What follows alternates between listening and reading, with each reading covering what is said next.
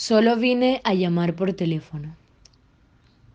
Una tarde de lluvias primaverales, cuando viajaba sola hacia Barcelona, conduciendo un coche alquilado, María de la Luz Cervantes sufrió una avería en el desierto de los Monegros. Era una mexicana de 27 años, bonita y seria, que años antes había tenido un cierto nombre como artista de variedades. Estaba casada con un prestidigitador de salón, con quien iba a reunirse aquel día después de visitar a unos parientes en Zaragoza. Al cabo de una semana de señas desesperadas a los automóviles y camiones de carga que pasaban raudos en la tormenta, el conductor de un autobús destartalado se compadeció de ella. Le advirtió, eso sí, que no iba muy lejos. No importa, dijo María, lo único que necesito es un teléfono. Era cierto, y solo lo necesitaba para prevenir a su marido de que no llegaría antes de las 7 de la noche. Parecía un pajarito ensopado con un abrigo de estudiante y zapatos de playa en abril. Y estaba tan aturdida por el percance que olvidó llevarse las llaves del automóvil. Una mujer que viajaba junto al conductor, de aspecto militar pero de maneras dulces, le dio una toalla y una manta y le hizo un sitio a su lado. Después de secarse a medias, María se sentó, se envolvió en la manta y trató de encender un cigarrillo, pero los fósforos estaban mojados. La vecina del asiento le dio fuego y le pidió un cigarrillo de los pocos que le quedaban secos. Mientras fumaban, María cedió a las ansias de desahogarse, y su voz resonó más que la lluvia o el traqueteo del autobús. La mujer la interrumpió con el índice en los labios. «¿Están dormidas?», murmuró. María miró por encima del hombro y vio que el autobús estaba ocupado por mujeres de edades inciertas y condiciones distintas, que dormían arropadas con mantas iguales a la suya. Contagiada por su placidez, María se enroscó en el asiento y se abandonó al rumor de la lluvia. Cuando se despertó era de noche y el aguacero se había disuelto en un sereno helado. No tenía la menor idea de cuánto tiempo había dormido ni en qué lugar del mundo se encontraba. Su vecina de asiento tenía ¿Dónde una actitud de estamos?, le alerta. preguntó María. Hemos llegado, contestó la mujer. El autobús estaba entrando en el patio empedrado de un edificio enorme y sombrío que parecía un viejo convento en un bosque de árboles colosales. Las pasajeras, alumbradas apenas por un farol del patio, permanecieron inmóviles hasta que la mujer de aspecto militar las hizo descender con un sistema de órdenes primarias como en un parvulario.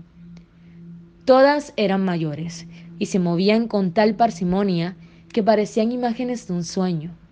María, la última en descender, pensó que eran monjas. Lo pensó menos cuando vio a varias mujeres de uniforme que las recibieron en la puerta del autobús y que les cubrían la cabeza con las mantas para que no se mojaran y las ponían en fila india, dirigiéndolas sin hablarles, con palmadas rítmicas y parentorias. Después de despedirse de su vecina de asiento, María quiso devolverle la manta, pero ella le dijo que se cubriera la cabeza para atravesar el patio y la devolviera en portería. ¿Habrá un teléfono?, le preguntó María. Por supuesto, dijo la mujer, ahí mismo le indican. Le pidió a María otro cigarrillo y ella le dio el resto del paquete mojado. En el camino se secan, le dijo. La mujer le hizo un adiós con la mano desde el estribo y casi le gritó, «Buena suerte». El autobús arrancó sin darle tiempo a más. María empezó a correr hacia la entrada del edificio. Una guardiana trató de detenerla con una palmada enérgica, pero tuvo que apelar a un grito imperioso. «¡Alto, he dicho!». María miró por debajo de la manta y vio unos ojos de hielo y un índice inapelable que le indicó la fila. Obedeció. Ya en el zaguán del edificio se separó del grupo y preguntó al portero dónde había un teléfono. Una de las guardianas la hizo volver a la fila con palmaditas en la espalda, mientras le decía con modo dulce, «Por aquí, guapa, por aquí hay un teléfono». María siguió con las otras mujeres por un corredor tenebroso y al final entró en un dormitorio colectivo donde las guardianas recogieron las cobijas y empezaron a repartir las camas.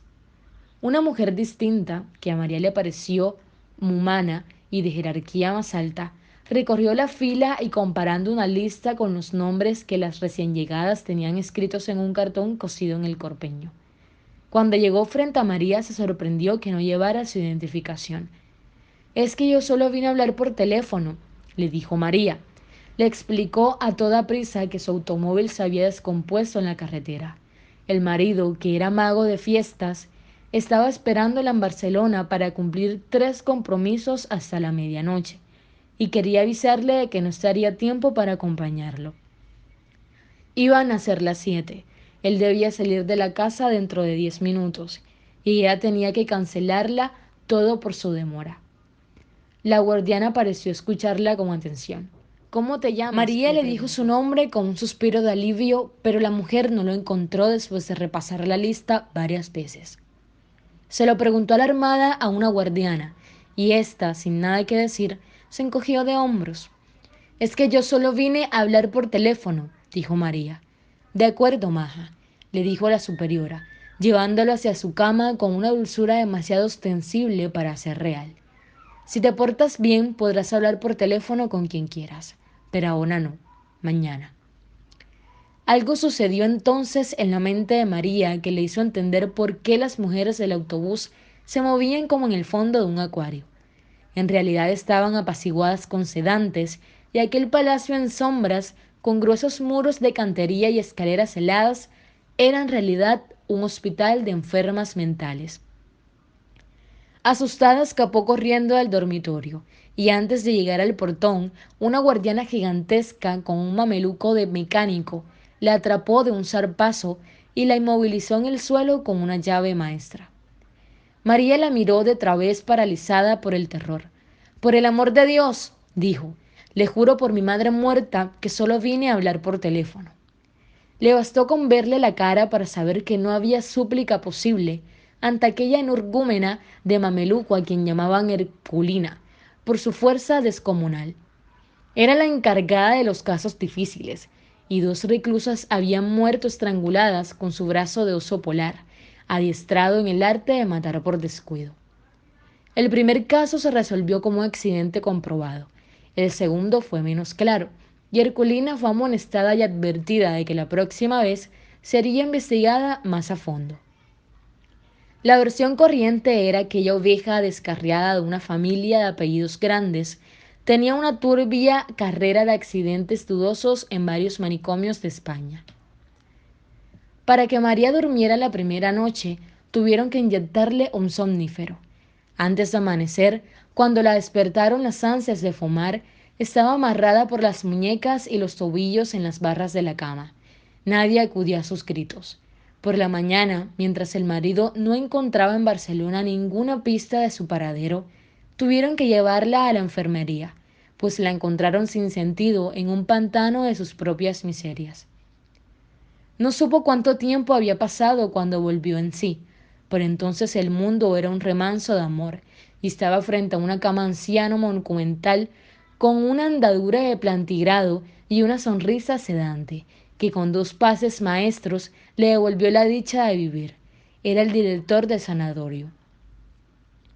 Antes de decirle nada, sin dudarlo siquiera, María le pidió un cigarrillo. Él se lo dio encendido y le regaló el paquete casi lleno. María no pudo reprimir el llanto. Aprovecha ahora para llorar cuanto quieras, le dijo el médico con voz adormecedora. No hay mejor remedio que las lágrimas.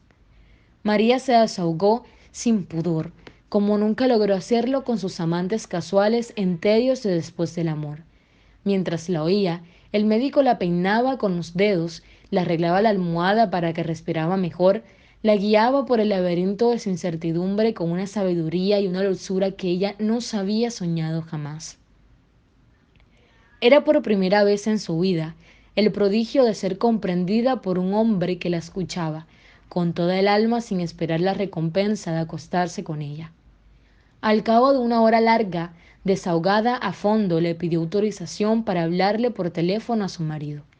El médico se incorporó con toda la majestad de su rango. Todavía no, reina, le dijo, dándole en la mejilla la palmadita más tierna que había sentido nunca. Todo se hará a su tiempo. Le hizo desde la puerta una bendición episcopal y desapareció para siempre. Confía en mí, le dijo. Esa misma tarde María fue inscrita en el asilo con un número de serie y con un comentario superficial sobre el enigma de su procedencia y las dudas sobre su identidad. Al margen quedó calificación escrita de puño y letra el director. Tal como María lo había previsto, el marido salió de su modesto apartamento del barrio de Horta con media hora de retraso para cumplir los 3 compromisos. Era la primera vez que ella no llegaba a tiempo en casi 2 años de una unión libre bien concertada, y él entendió el retraso por la ferocidad de las lluvias que asolaron la provincia aquel fin de semana. Antes de salir dejó un mensaje clavado en la puerta con el itinerario de la noche. En la primera fiesta, con todos los niños disfrazados de canguro, prescindió del truco estelar de los peces invisibles porque no podía hacerlo sin la ayuda de ella. El segundo compromiso era en casa de una anciana de 93 años, en silla de ruedas, que se preciaba de haber celebrado cada uno de sus últimos 30 cumpleaños con un mago distinto. Él estaba tan contrariado con la demora de María que no pudo concentrarse en las suertes más simples. El tercer compromiso era el de todas las noches en un café concierto de las Ramblas, donde actuó sin inspiración para un grupo de turistas franceses que no pudieron creer lo que veían porque se negaban a creer en la magia. Después de que cada presentación llamó por teléfono en su casa y esperó sin ilusiones a que María le contestara. En la última ya no pudo reprimir la inquietud de que algo malo había ocurrido. De regreso a casa en la camioneta adaptada para las funciones públicas, vio el esplendor de la primavera en la palmera del Paseo de Gracia, y lo estremeció el pensamiento aciago de cómo podía ser la ciudad sin María. La última esperanza se desvaneció cuando encontró su recado todavía prendido en la puerta. Estaba tan contrariado que se le olvidó darle la comida al gato. Solo ahora que lo escribo caigo en la cuenta de que nunca supe cómo se llamaba en realidad, porque en Barcelona solo le conocíamos por su nombre profesional, Saturno el Mago. Era un hombre de carácter raro y con una torpeza social irremediable, pero el tacto y la gracia que le hacían falta le sobraban a María. Era ella quien lo llevaba de la mano en esta comunidad de grandes misterios, donde a nadie se le había ocurrido llamar a nadie por teléfono después de la medianoche para preguntar por su mujer. Saturno lo había hecho de recién venido y no quería recordarlo. Así que esa noche se conformó con llamar a Zaragoza, donde una abuela medio dormida le contestó sin alarma que María había partido después del almuerzo. No durmió más de 1 hora al amanecer. Tuvo un sueño cenagoso en el cual vio a María con un vestido de novia en piltrafas y salpicada de sangre, y despertó con la certidumbre pavorosa de que había vuelto a dejarle solo, y ahora para siempre. Lo había hecho en 3 veces con 3 hombres distintos, incluso él. En los últimos 5 años lo había abandonado en Ciudad de México a los 6 meses de conocerse, cuando agonizaban de felicidad con un amor demente en un cuarto de servicio de la colonia Anzures. Una mañana Mariana amaneció en la casa después de una noche de abusos inconfesables. Dejó todo lo que era suyo y hasta el anillo de su matrimonio anterior, y una carta en la cual decía que no era capaz de sobrevivir al tormento de aquel amor desatinado. Saturno pensó que había vuelto con su primer esposo, un condiscípulo de la escuela secundaria con quien se casó a escondidas siendo menor de edad, y el cual abandonó por otro al cabo de 2 años sin amor. Pero no, había vuelto a casa de sus padres, y allí fue Saturno a buscarla a cualquier precio. Le rogó sin condiciones, le prometió mucho más de lo que cualquier precio podía cumplir, pero tropezó con una determinación invencible. Hay amores cortos y hay amores largos, le dijo ella, y concluyó sin misericordia. Este fue corto. Él se rindió ante su rigor. Sin embargo, una madrugada de Todos los Santos, al volver a su cuarto de huérfano, después de casi 1 año de olvido, la encontró dormida en el sofá de la sala con la corona de azahares y la larga cola de espuma de la novia virgen. María le contó la verdad. El nuevo novio, viudo, sin hijos, con la vida resuelta y la disposición de casarse para siempre por la Iglesia católica, la había dejado vestida y esperando en el altar. Sus padres decidieron hacer la fiesta de todos modos. Ella siguió el juego. Bailó, cantó con los mariachis, se pasó de tragos y en un terrible estado de remordimientos tardíos se fue a la medianoche, pero encontró las llaves en la maceta de flores del corredor, donde las escondieron siempre. Esta vez fue ella quien se le rindió sin condiciones. ¿Y ahora hasta cuándo?, le preguntó él. Ella le contestó con un verso de Vinicius de Moraes: el amor es eterno mientras dura. 2 años después seguía siendo eterno. María pareció madurar. Renunció a sus sueños de actriz y se consagró a él, tanto en el oficio como en la cama. A finales del año anterior habían asistido a un congreso de magos en Perpignan y de regreso conocieron a Barcelona. Les gustó tanto que llevaban 8 meses aquí y les iba tan bien que habían comprado un apartamento en el muy catalán barrio de Horta, ruidoso y sin portero, pero con espacio de sobra para 5 hijos. Había sido la felicidad posible hasta el fin de semana en que ella alquiló un automóvil y se fue a visitar a sus parientes de Zaragoza, con la promesa de volver a las 7 de la noche del lunes. Al amanecer del jueves todavía no había dado señales de vida. El lunes de la semana siguiente, la compañía de seguros del automóvil alquilado llamó por teléfono a casa para preguntar por María. No sé nada, dijo Saturno. Búsquenla en Zaragoza.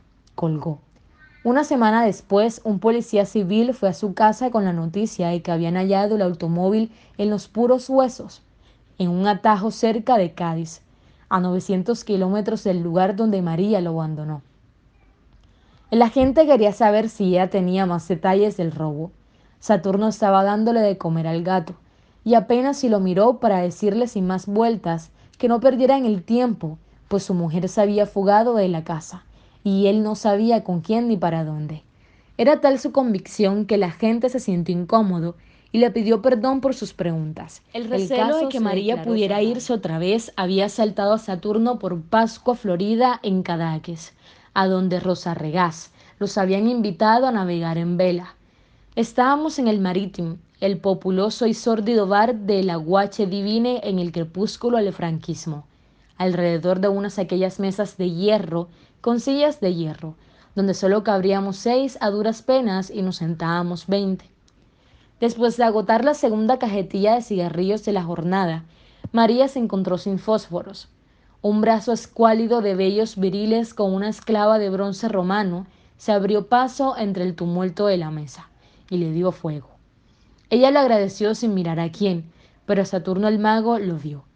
Era un adolescente óseo y lampiño, de una palidez de muerto y una cola de caballo muy negra que le daba a la cintura.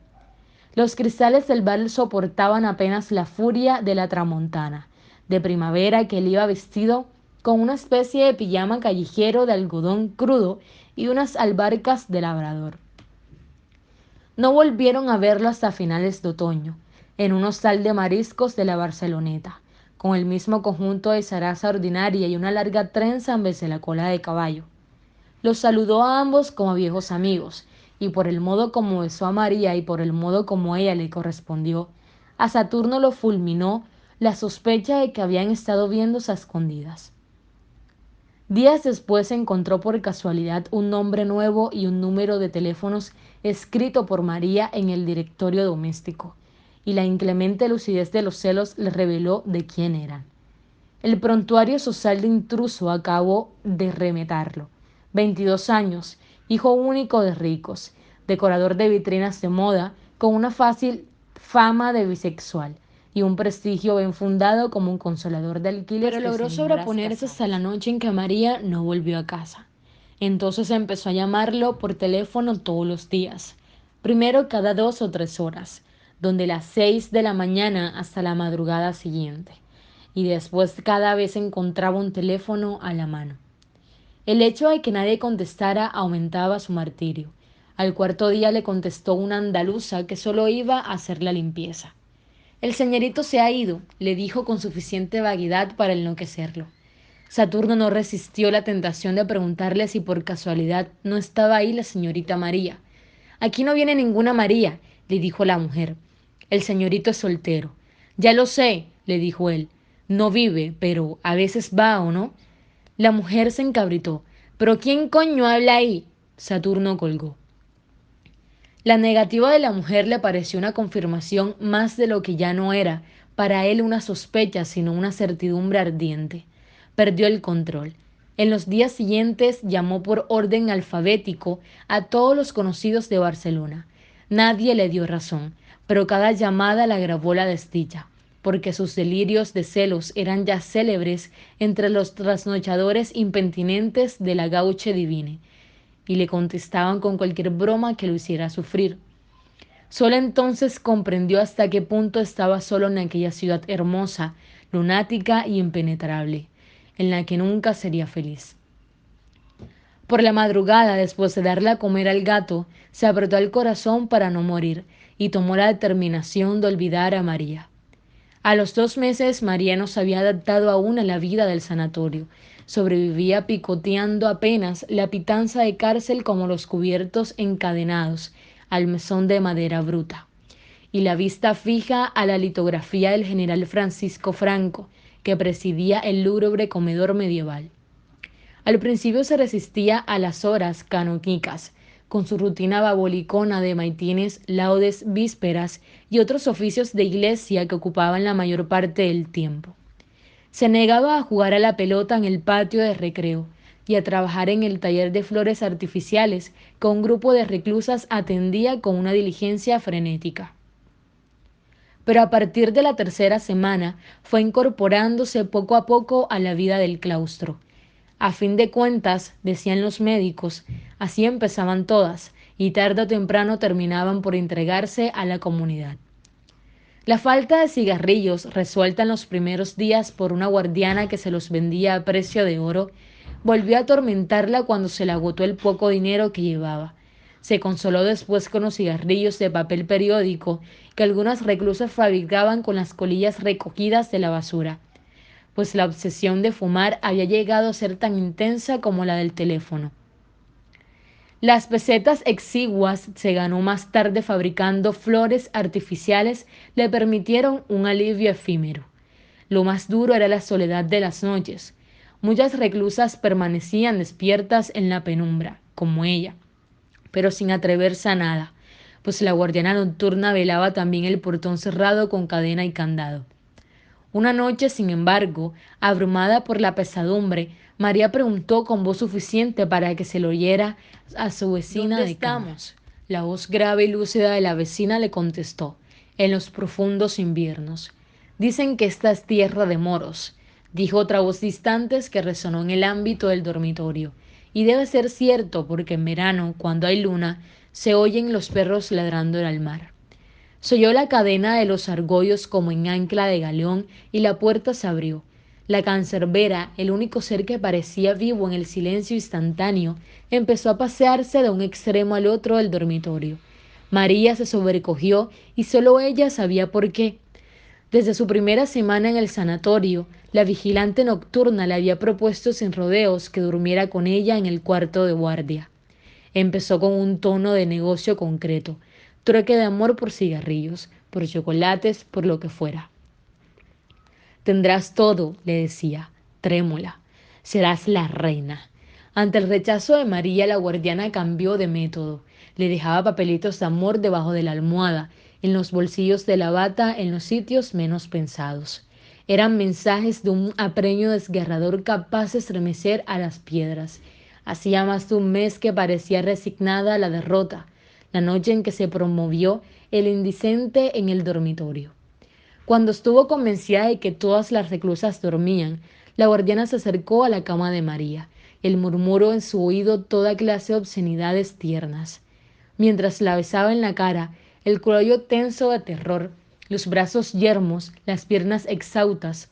Por último, creyendo tal vez que la parálisis de María no era de miedo sino de complacencia, se atrevió a ir más lejos. María le soltó entonces un golpe con el revés de la mano que la mandó contra la cama de la vecina. La guardiana se incorporó moribunda en un medio del escándalo de las reclusas alborotadas. ¡Hija de puta! Gritó. Nos pudriremos juntas en este chiquero hasta que te vuelvas loca. El verano llegó sin anunciarse el primer domingo de junio y hubo que tomar medidas de emergencia, porque las reclusas sofocadas empezaban a quitarse durante la misa las balandranes de estameña. María asistió divertida al espectáculo de las enfermas en pelota que las guardianas correteaban por las naves como gallinas ciegas. En medio de la confusión, trató de protegerse de los golpes perdidos y sin saber cómo se encontró sola en una oficina abandonada y con un teléfono que repicaba sin cesar con un timbre de súplica. María contestó sin pensarlo y oyó una voz lejana y sonriente que se entretenía imitando al servicio telefónico de la hora. Son las 45 horas, 92 minutos y 107 segundos. Maricón, dijo Marra. Colgó divertida. Ya se iba cuando cayó en la cuenta de que estaba dejando escapar una ocasión irrepetible. Entonces marcó 6 cifras, con tanta tensión y tanta prisa que no estuvo segura de que fuese el número de su casa. Esperó con el corazón desbocado y oyó el timbre. Una vez, 2 veces, 3 veces, y oyó por fin la voz del hombre de su vida en la casa sin ella. Bueno, tuvo que esperar a que se le pasara la pelota de lágrimas que se le formó en la garganta. Conejo, vida mía, suspiró. Las lágrimas la vencieron. Al otro lado de la línea hubo un breve silencio de espanto y una voz enardecida por los celos escupió la palabra puta y colgó en seco. Esa noche, en un ataque frenético, María descolgó en el refectorio de litografía del Generalísimo, le arrojó con todas sus fuerzas contra el vitral del jardín y se derrumbó bañada en sangre. Aún le sobró rabia para enfrentarse a golpes con los guardianes que trataban de someterla. Sin lograrlo, harta que vio Herculina planteada en el vano de la puerta, con los brazos cruzados mirándola, se rindió. No obstante, la arrastraron hasta el pabellón de las locas furiosas, la aniquilaron con un agua fría y la inyectaron trementina en las piernas. Impedida para caminar por la inflamación provocada, María se dio cuenta de que no había nada en el mundo que no fuera capaz de hacer por escapar de aquel infierno. La semana siguiente, ya de regreso al dormitorio común, se levantó de puntillas y tocó en la celda de la guardiana. El precio de María, exigido por ella de antemano, fue llevarle un mensaje a su marido. La guardiana aceptó, siempre que el trato se mantuviera en secreto absoluto, y la apuntó con un índice inexorable. Si alguna vez se sabe, te mueres. Así que Saturno el mago fue al sanatorio de locas el sábado siguiente, con la camioneta de circo preparada para celebrar el regreso de María. El director en persona lo recibió en su oficina, tan limpia y ordenada como un barco de guerra, y le hizo un informe afectuoso sobre el estado de su esposa. Nadie sabía de dónde llegó, ni cómo ni cuándo, pues el primer dato de su ingreso era en el registro oficial dictado por él cuando la entrevistó. Una investigación iniciada ese mismo día no había concluido nada. En todo caso, lo que más intrigaba al director era cómo supo Saturno el paradero de su esposa. Saturno protegió a la guardiana. Me lo informó la compañía de seguros del coche, dijo. El director asintió complacido. No sé cómo hacen los seguros para saberlo todo, dijo. Le dio una ojeada al expediente que tenía sobre su escritorio de aceta y concluyó. Lo único cierto es la autorizarle una visita con las precauciones debidas. Si Saturno el mago le prometía, por el bien de su esposa, ceñirse a la conducta que él le indicaba, sobre todo en la manera de tratarla, para evitar que recayera en uno de sus arrebatos de furia cada vez más frecuentes y peligrosos. Era raro, dijo Saturno, siempre de genio fuerte, pero de mucho dominio. El médico hizo un ademán de sabio. Hay conductas que permanecen latentes durante muchos años y un día estallan, dijo. Con todo, es una suerte que haya caído por aquí, porque somos especialistas en casos que requieren mano dura. Al final hizo una advertencia sobre la rara obsesión de María por el teléfono. Síguele la corriente, dijo. Tranquilo, doctor, dijo Saturno con un aire alegre. Es mi especialidad. La sala de visitas, mezcla de cárcel y confesionario, era un antiguo locutorio del convento. La entrada de Saturno no fue la explosión de júbilo que ambos hubieran podido esperar. María estaba de pie en el centro del salón, junto a una mesita con 2 sillas y un florero sin flores. Era evidente que estaba lista para irse, con su lamentable abrigo color fresa y unos zapatos sórdidos que le habían dado de caridad. En un rincón, casi invisible, estaba Herculina, con los brazos cruzados. María no se movió al ver entrar al esposo, ni asomó emoción alguna en la cara todavía salpicada por los estragos del vitral. Se dieron un beso de rutina. ¿Cómo te sientes?, le preguntó él. Feliz de que al fin hayas venido, conejo, dijo ella. No tuvieron tiempo de sentarse.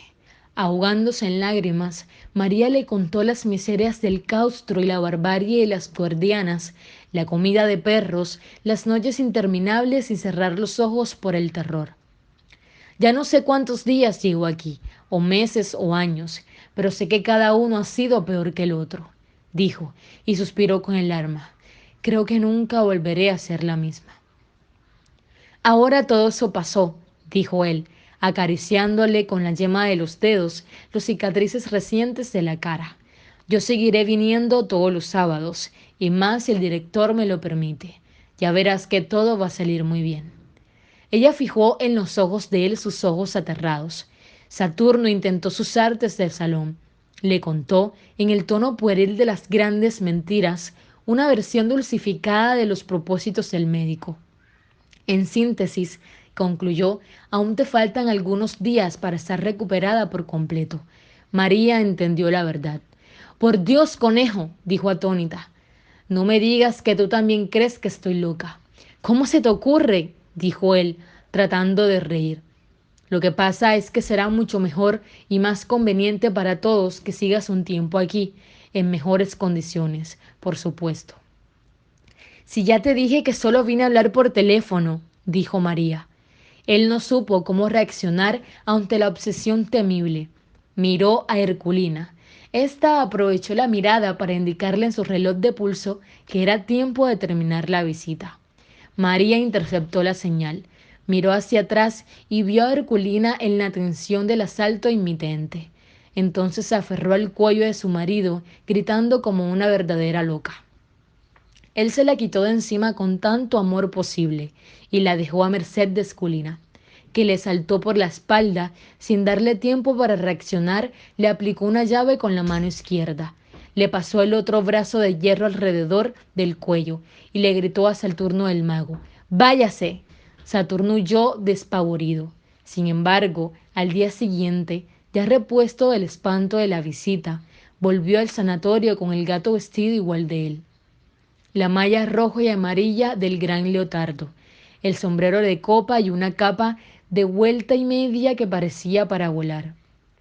Entró en la camioneta de feria hasta el patio del claustro y allí hizo una función prodigiosa de casi 3 horas que las reclusas conversaron desde los balcones, con gritos discordantes y ovaciones inoportunas. Estaban todas, menos María, que no solo se negó a recibir a su marido, sino inclusive a verlo desde los balcones. Saturno se sintió herido de su muerte. Lo consoló el director. Ya pasará. Pero no pasó nunca. Después de intentar muchas veces ver de nuevo a María, Saturno hizo lo posible para que recibiera una carta, pero fue inútil. 4 veces la devolvió cerrada y sin comentarios. Saturno desistió, pero siguió dejando en la portería del hospital las raciones de cigarrillos sin saber siquiera si llegaban a Marra, hasta que lo venció la realidad. Nunca más se supo de él, salvo que volvió a casarse y regresó a su país. Antes de irse de Barcelona, le dejó el gato medio muerto de hambre en una noviecita casual, que además se comprometió a seguir llevándole los cigarrillos a María. Pero también ella desapareció. Rosa Regás recordaba haberla visto en el Corte Inglés hace unos 12 años, con la cabeza rapada y el balandrán anaranjado de alguna secta oriental, y encinta a más no poder. Ya le contó que había seguido llevándole los cigarrillos a María siempre que pudo, hasta que un día en que solo encontró los escombros del hospital, demolido como un mal recuerdo de aquellos tiempos ingratos. María le pareció muy lúcida la última vez que la vio, un poco pasada de peso y contenta con la paz del claustro. Ese día le llevó el gato, porque ya se le había acabado el dinero que Saturno le dejó para darle de comer.